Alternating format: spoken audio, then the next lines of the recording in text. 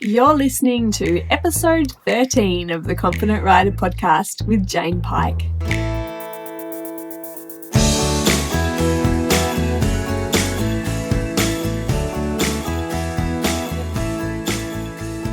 Hi, fabulous one. Welcome back to my little corner of podcast land. An off-the-cuff one today, and we actually missed an episode last week. The reason for that was I was knee-deep in the material that I was producing or have been producing for a new pathway in Joyride called Comeback. And Comeback is all about returning from injury and dealing with trauma. At least that was the initial motivation. It took me a whole lot longer than I wanted and thought it would to actually get it out there and share it with everyone.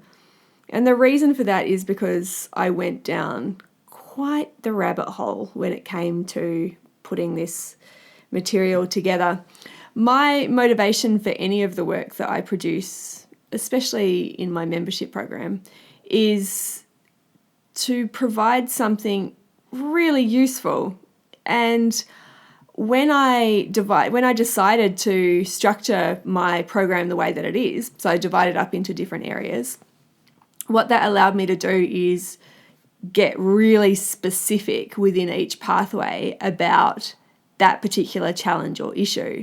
So the first pathway is called All In, and All In was my adventure into process setting and away from goal setting, because what I noticed within the goal setting paradigm is this tendency to get hyper results focused at the expense of process, and also use an inability on occasion to produce a particular goal or to follow through on a particular goal as an excuse to beat yourself over the head with the I am not worthy stick or the I am not good enough stick. And that was something that I really wanted to get away from.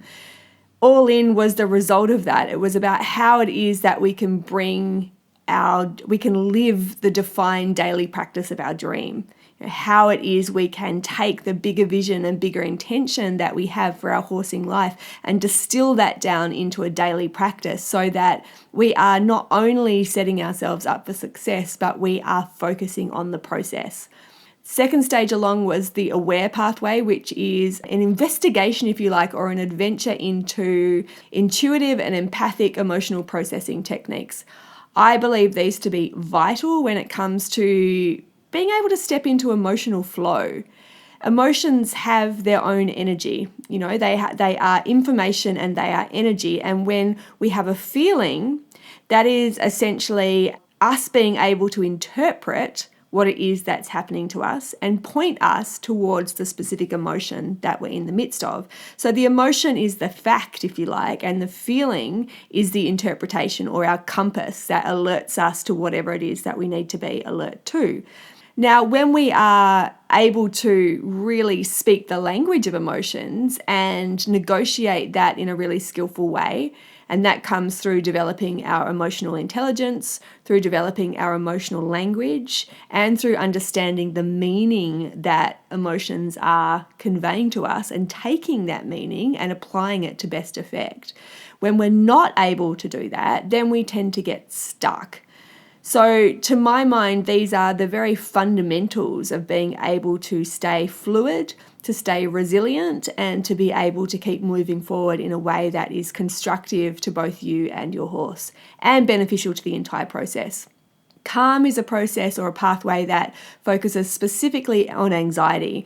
And my inspiration to break things down into the particular pathways was really in order for me to be able to dive into specific elements of the material and give them the attention that they needed. I noticed from talking with hundreds of riders now and working with hundreds of riders that fear, anxiety, frustration, anger even are things that come up on regular basis. So we need to be able to address those topics independently and give ourselves some skills to negotiate them in the best way possible. When it comes to trauma and injury, I thought, okay, here we go. Let's go into the comeback pathway. Let's make this happen and use this as a specific thing, because that was another story that I was hearing time and time again. You know, I've had this experience, I've had this injury, be that emotional or physical, and that's really divided my story up. You know, I feel different. I'm not the same as I was before. And so I am I'm a perfectionist in recovery.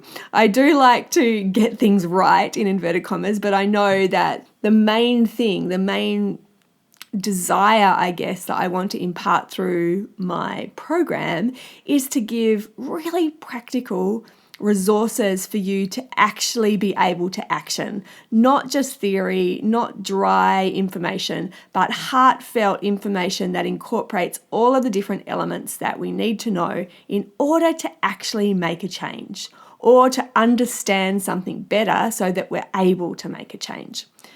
I flicked open, so I was in the supermarket the other day. This is what actually motivated this particular conversation. I was in the supermarket the other day and I picked up a magazine, and there was a story in that on how to deal with returning from injury.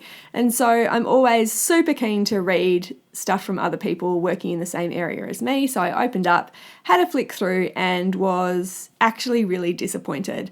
I wasn't disappointed in as much as what was included. I wasn't disappointed about what was included as much as I was disappointed about what was excluded. And I think that it's vital that we have this conversation, because if you are out there and are one of those people who are in the midst of being able to, you know, coming through an injury or coming through a situation which has been a bit sticky, you might also pick up that article and feel like you haven't got it going on. So I'm going to tell you some things which stick out for me in the whole kind of confidence sports psychology area as general narratives that come up time and time again, which I feel are wildly inadequate. They are think positive. We're going to get into that. Ease back slowly. It's not that I disagree with that, but it's more that it's incomplete. And know your limits. So those are really common threads which you will get told if you are coming back from an injury or if you are negotiating some form of uncomfortable or difficult emotions such as fear, such as anxiety, anything really which is attributed to lack of confidence. Any of those things, you will hear these terms come up time and time again. Now, the reason why it doesn't cut it for me is that for the most part, we know that stuff. We know it's great to think positive if we can. We know that we do have to ease back in slowly. We know what our limits are, but what if they weren't what our limits were previously? You know, and what if we don't feel positive? And what if easing back slowly isn't actually dealing with the visceral sensations that we feel as a consequence of being required or desiring to ride again or to get back into our horsing endeavors in whatever shape or form that looks like? We know all these things, but when we are told to think positive and when we don't feel positive, it creates such a huge disparity between actually what it is we're presenting, especially to our horses, and what it is we think we should be thinking or feeling. It dishonors the emotions that are present. And I want to tell you that the emotions and feelings that you have value. Your body is a memory storing machine. Whenever you have had an experience which has a high emotional charge, and anything really which we would classify as trauma is something which has happened too fast, too soon, or been too intense. So it's overwhelmed our ability to mount an appropriate response, what we would consider an appropriate response, in order to be able to negotiate the stimulus that we've been in contact with successfully. So in the case of a riding injury or accident, in that moment that you fell off your horse or something happened, your normal functioning capacities to get yourself out of there or to be able to get yourself to a safe place has obviously been completely overwhelmed. That was out of your control. And so on a neurological level, you have this huge emotional charge which has entered your system, this huge sympathetic response of adrenaline and everything else that comes to the party when we're under fire in that way, that needs to seek completion. We need to go through this cycle of having this huge influx of energy, and that needs to go somewhere. And when that hasn't gone somewhere in a way that is useful to us, so when we haven't come back down and been able to negotiate that experience on every level, then we have a form of emotional and energetic static in the system that needs to go somewhere. It needs to seek completion, or it leaves us in this state of perpetual hyperarousal and hyperactivity. Oh, got stuck on those words, didn't I? Hyperarousal and hyperactivity that make us far more reactive, obviously, than we were before, simply because the amount of resonant charge in our system is higher. Now, the second thing is that, and this ties in exactly to what I've been saying, is that when we have a memory of an event that we've been through, it is not only a cognitive or psychological experience, it is a neurological one. It's a somatic one. Your body has a remembrance for exactly the reasons that I just mentioned. And trauma essentially fragments us. It fragments our meaning and experience from a linear timeline and disables our ability to really be able to contextualize that experience in the past. The reason for that is whenever we're in a normal functioning state, we have a part of our brain called the hippocampus, which essentially timestamps and codes our experiences. For example, if you're listening to this podcast and it's a Wednesday, your memory stamps Wednesday on that particular experience, so that if you were to reflect back on it on Thursday, you would know that when you listened to the Confident Writer podcast, that happened on a Wednesday. You have a memory of that is time linear. You know that that was something that happened in the past. When your system is overwhelmed, as in the case of trauma, your hippocampus essentially goes offline, which means the experience that you have is not time-coded and stamped. And so when you have something which triggers that traumatic response or triggers that energetic response that is stored in your neurology, you feel that whole experience as if it was happening in the present moment. Everything becomes fragmented. And so what we're really looking to do when we are coming back from injury is create a resource ourselves, essentially, so that we're able to invite our body into a corrective emotional experience. I hope you're following along with me so far, because I know this is quite a lot of information. This is really what comeback is. It's a visceral exploration of pressing reset for the body and the mind in a way that's supportive and comforting. It's not about throwing yourself in the deep end or toughening up or taking a concrete pill, because none of those things work. If it was that simple, then you would be able to get on and do the thing that you wanted to do. And for some people, that will be enough. But what I want to impart to you is, if you are in the situation where that currently isn't enough and you identify with what it is that I'm saying and you find that you can't think positive and easing back slowly doesn't help, then that is because you are having a remembrance in your body, a neurological event, if you like, that has stored that experience as an emotional memory. And we need to deal with it in a similar fashion. Yes, we need to understand the thought-based processes that are attached, and that comes a lot with anticipation anxiety that feeds on itself after you've been in the midst of trauma or injury. But we also need to deal with this somatic experience. We need to deal with the felt sense. We need to deal with the feeling that comes up when you are in the midst of those experiences, so that we can basically press reset and recalibrate our nervous system. The second thing that I wanted to talk about today is the word positive. I had a question come up in Stable Hours, and Stable Hours is the weekly live Q&A that I do in my membership program. I had a question come up there, which was, what is it about the word positive that you don't like. Because we had a conversation before about me choosing to no longer use the word positive. I like to use the word beneficial or constructive instead. And I'm going to talk about why that's the case now, because you might want to get on board with this as well.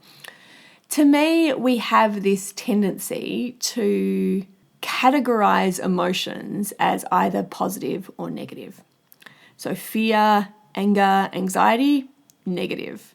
Happiness, joy, contentment, calm, positive.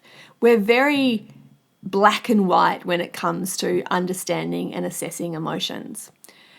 Now, when we are black and white, what we're doing is ripping ourselves off of the complexity of our emotions and the value that every emotional state is able to bring us. There are 4 different quadrants that emotions flow in, and obviously they don't work like this in real life, but for the sake of example and explanation, if we were to think of angers, anger as being a means to set boundaries, a means to know our limits, then we can have a healthy version of anger and an unhealthy version of anger. A healthy version of anger is when we feel that energy rising within us and we say, okay, what about this experience has led me to feel violated in some way or has caused this influx of emotion? Like, what is it about my boundaries? Do I need to reset them? Are they porous? Where are we going with this? So anger is a really useful emotion to have and something that can actually link us or launch us out of apathy. If you think of emotions happening on a continuum, then each emotion is actually an expression of something which we need to take the message of. Sadness in and of itself is a very introspective emotion. It really calls us to let go of things and to flow with the necessity of change, to recognize what's working, what's not working, and move on in the right way that works for us. Happiness is an expression of our joy. It points us towards the things which uplift us and inspire us. And those are obviously things that we want to gravitate towards. However, we don't want to be stuck on this pyre of happiness or top point of happiness, because that is not where it is that we need to be. We are told essentially that happiness is the point that we're always reaching towards. And as a consequence of that narrative, we feel despondent or even like there's something wrong with us if we're not actually in this happy space permanently. Fear is a really useful emotion as well. We mainly get attached to the very high end, if you like, version of fear, which is the one that immobilizes us, that might cause us to be panicked or living in fear. And that's not the healthy form of fear. Healthy form of fear is about intuition and instinct and being alert to what it is that's going on around us so that we're able to make assessments that are in alignment with our own safety, with our own desires, and what it is that we need to do to be able to make a plan moving forward. So everything has positive and negative attributes, but this fixation on the word positive has become synonymous with being super happy, being able to have like good thoughts in inverted commas, which are related to having positive thoughts. And to my mind, there is a huge trap that we can get into if we continually beat ourselves up for not having positive thoughts. The reason is, it's all well and good to say think positive, but actually what we are ultimately aiming for is to feel positive. We're aiming to feel like we are in alignment with our thoughts, feelings, actions, and intentions. And when we are pushing something down or repressing something under the guise of thinking that we should be thinking something or that we should be feeling something, we are doing ourselves a huge disservice and really dishonoring the emotional language or the emotional experience that's available to us in that moment. For me, if I think of having a beneficial thought or a constructive thought, that might actually require me to be more introspective. That might actually require me to look at what it is that I'm experiencing and feeling square in the eye and say, what is it that I'm supposed to take from you? Like, what is it that I'm supposed to do with you for the benefit of me, for the benefit of my horses, and for the benefit of everyone around us? Thinking positive when you don't feel positive can add a layer of falsity onto an emotional experience that's incredibly complex and that should be honored. Everything that you are feeling, everything that you are experiencing is welcome and necessary. What we need to develop the ability to do is recognize our emotions and channel them, not in a metaphysical or spiritual sense, but channel them in terms of being able to stay in flow with our emotions. So we can say, hey, I get you. Like, I see what you're offering me, or even the choice to disregard an emotion if you feel that it's come off the back of a pattern or a behavioral response that is not appropriate for the moment. But repression and overexpression are symbolic of our inability to effectively deal with our emotions and take what we need to from them. Saying think positive may not be the best course of action for you in any one moment. What you're always looking for is the most beneficial thought or the most constructive thought, and that may not be the most positive thought. The reason that I'm flagging this up, hopefully you get the reason, but I feel like think positive is something that's bandied around, and I think it can be really harmful. I think it can be destructive. So just be aware that you are completely whole and completely okay as you are right now. And if you feel like you don't have the ways to deal with what it is that you're experiencing or going through on an ongoing basis, then your journey becomes about finding the ways. These are skills, these are lessons, these are things which we need to integrate and apply as practices. And that's something that I'm doing every day of my life, basically. That's what I've dedicated myself to, because I find this to be such valuable work and necessary work, not only in my own life, but in the lives of everyone that I'm blessed enough to come into contact with. The take-home messages from this podcast are injury, trauma, upset. If you are in the midst of any of those or noticing uncomfortable emotions which are repetitive and patterned, then dealing with them on a cognitive or thought-based level will only be part of the equation. We also need to understand how to reintegrate our nervous system to invite it to have this beautiful corrective emotional experience, and that is completely possible, and what I have dedicated the comeback pathway in Joyride to. The second part, think positive. Not a really, really bad thing, obviously. I know the intention behind it is really good, but let's think about thinking constructive or beneficial thoughts. Let's think about honoring how it is we feel and understanding how we need to take the meaning and messages behind those emotional experiences and apply them to best effect. Alignment, that's really what we're looking for, not falsity, not a false sense of positivity, not us buying into this idea of what we should or shouldn't be, but really understanding what it is we need and what it is that we need to get on board with at any given moment, so that we're able to be, living to the fullest expression of ourselves, I guess, and taking what we need from the experiences so that we can move on and stay in flow.